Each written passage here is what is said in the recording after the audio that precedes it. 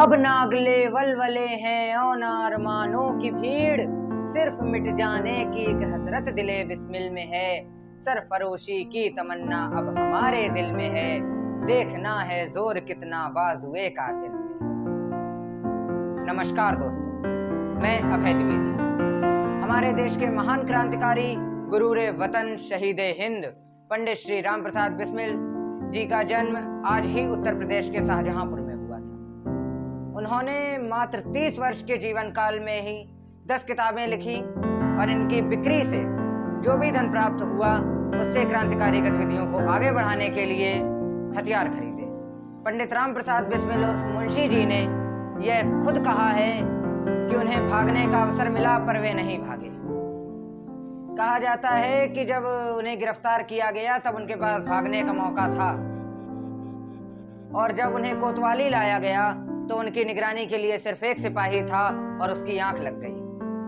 तब मुंशी जी ने उसे जगाया और पूछा, क्या तुम्हें आने वाली आपत्ति का अंदाजा है?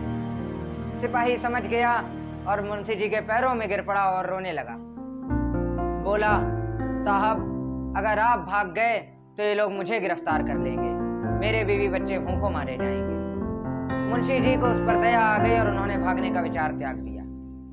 इसके बाद जब रात में शौचालय प्रयोग करने के लिए उन्हें ले जाया गया तब भी मुंशी जी के पास भागने का मौका था। उनके पास 2 सिपाही थे। पहले सिपाही ने उनके हाथ खोल दिए तो दूसरे सिपाही ने कहा, रस्सी क्यों खोलते हो? तब पहले सिपाही ने कहा कि मुझे भरोसा है ये नहीं भागेंगे। तब बिस्मिल जी ने सोचा कि भागने का मौका है, लेकिन उन्होंने कहा कि मैं इस सिपाही के विश्वास को कैसे तोड़ सकता हूँ, और उन्होंने भागने का विचार त्याग दिया। ये है हमारी भारतीयता। हमने हमेशा दुश्मन को आगे बढ़कर गले से लगाया है और उसने हमेशा हमारी पीठ में खंजर घुसाया। हमारी बस यही गलती रही है कि हम दुश्मनों को माफ करते आए हैं। 9 अगस्त 1925 को काकोरी कांड को अंजाम देने के लिए अंग्रेज पुलिस ने राम प्रसाद बिस्मिल और उनके साथियों को गिरफ्तार कर लिया।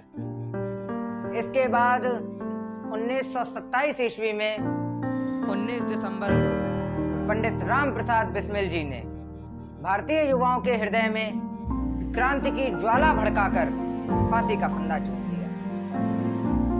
मरते बिस्मिल रोशन लहरी अशफाक अत्याचार से पैदा होंगे सैकड़ों इनके रुधिर की धार।